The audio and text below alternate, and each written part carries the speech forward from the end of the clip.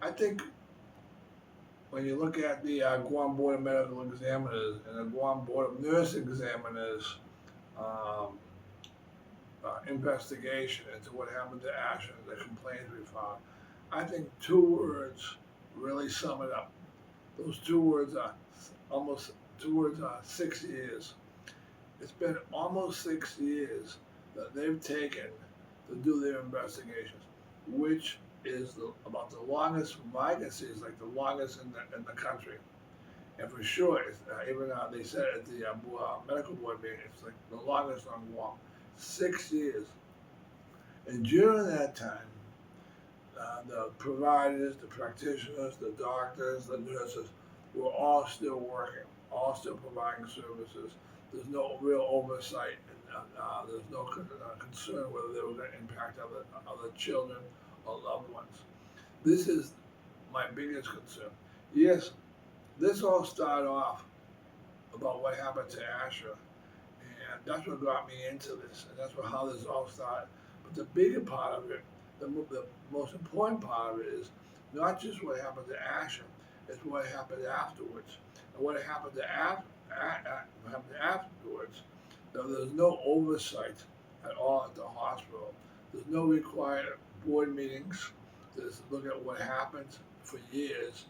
The one board of nurse examiners, as an example, decided not to use the term substandard care and to act on that. Instead, they decided to use the term discrepancies in care. The question has always been, was it substandard care? Discrepancies in care is not in the nurse's rules and regulations. And that was never addressed. But that was addressed in the reports they received. CMS, Centers for Medicare and Medicare Services, came back with a major report, not just about the nurses, but about the doctors as well, that said there was major problems, substandard care issues they pointed out. And you can read that report yourself or look at it online. And in the end, the medical board reprimanded the one doctor it's Dr. Samianto. At the end, they reprimanded him. They're in the process of making it official. But in their last meeting in April, they decided to reprimand him, writing a letter with all the requirements that he has to do. And so they decided that was substandard care. The nurse board, on the other hand, who's had this for 6 years, almost 6 years, decided just to use the discrepancies in care. And even though during that last meeting they had, there was discussion of, well, we should do this, we should do that, we should do this, they decided just to move ahead and close the case. And this is very interesting because I met with that board two times in the past. I met with them a few years back when they themselves said there's lack of oxygen and all these other problems during the meeting that they pointed out. And the last meeting last year, they told me that they wanted to close the case then. Greg Woodard, who was the head of the board, chair of the board at that time, said, I think that even if the nurses didn't make those mistakes, Asher may have died anyways. I said, what? What are you talking about? There's documented mistakes here. Mistakes were documented by the CMS report. Mistakes were documented by the legal process that we went through. Mistakes were documented by a report the Health Professional Licensing Office Commission for the Medical Board that pointed out errors and problems with the nurses as well as the doctors. Mistakes were documented through my own observations and even videos that I had taken that they weren't aware of until we had our meetings. And finally, even though they wanted to close the case, the nurse board last year, they kept it open. And of course, it appears that they went shopping for another opinion that would support their need to close the case and support their need to support their colleagues, rather than what they're required to do by mission is protect the people of Guam. That's not what it's about. It's never about protecting the people of Guam. Not with the Guam Board of Medical Examiners took almost 6 years, nor the Guam Nursing Board. It's never about protecting the people of Guam. It's about protecting their colleagues. And if it wasn't for someone like me who stayed on it, wouldn't let up on it, they would have closed these cases out as they have over the last 8 years. That's why medical board closed out maybe 70 cases, more than 70 cases in the last 8 years. Have never found any problems with any doctor based on 70 complaints. Statistically impossible nationally. The Guam Board of Nursing Examiner, I'm not sure what they've done. But the fact of it is, if they did their job, the average is about a year and a half at most nationally for the nursing board. If they did their job with ASHA's evaluation 7.5 years ago, or 6 years ago, maybe other children and other individuals would not have perished for questionable circumstances at the hospital.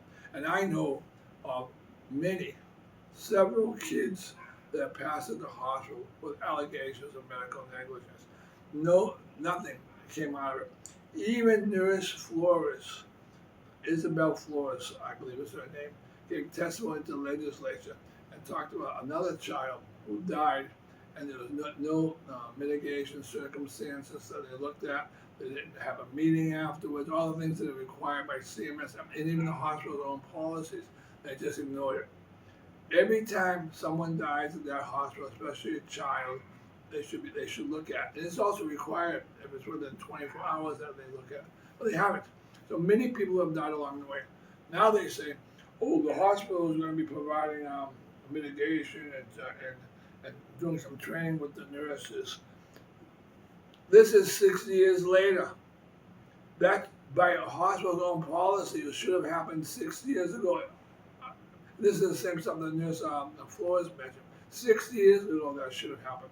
No, even though they found fault with the hospital and they used the term discrepancies, it wasn't addressed. And knowing how Guam Memorial Hospital works, none of those issues are going to be taken care of. They can say what they want right now, and we'll be reading in the newspaper in a month from now or 2 months from now about another loved one that died there due to medical negligence or alleged negligence, and we'll be hearing about it. You know, I can go on and on about this, and I've been fighting them. And if you don't fight them, and don't stay on top of them, like I did, nothing will come of it.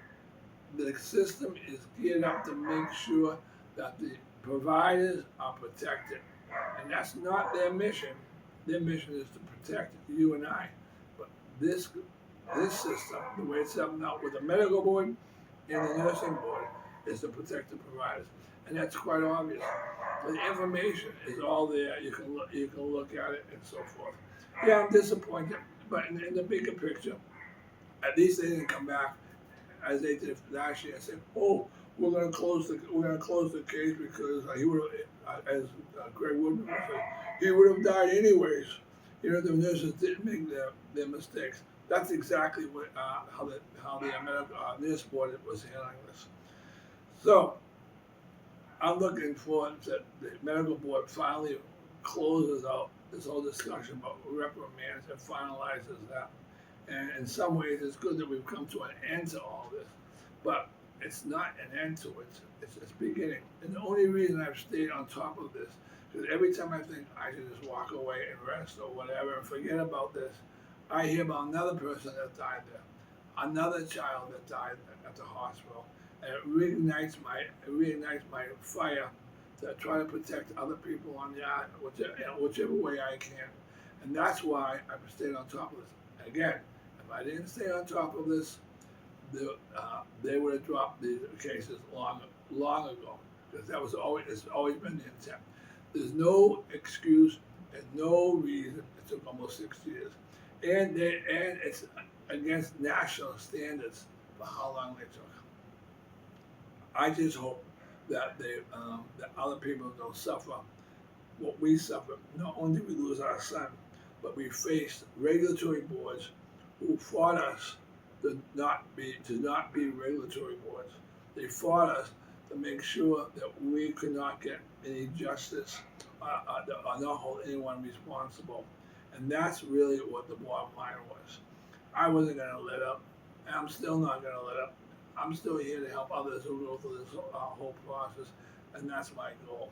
And I hope and I pray that no one else has to go through what we did for 6 years. Will we get closure out of this? Probably not, but at least we can move on from this. I be honest with you, I call it corruption. I call the medical board and the nurse board. It's not as corruption. They've had all the documents. It's all been there, document after document after document. I call it corruption. Hopefully, we can begin to move on. But I know, and I'll bet anyone that's watching this, you wait and see. There's going to be another child, another individual that dies. No matter what the hospital promises to do, no matter what the medical or the nursing boards say, there's going to be another child. And everybody's like, oh no, it happened again. It's already happened many times. Thank you.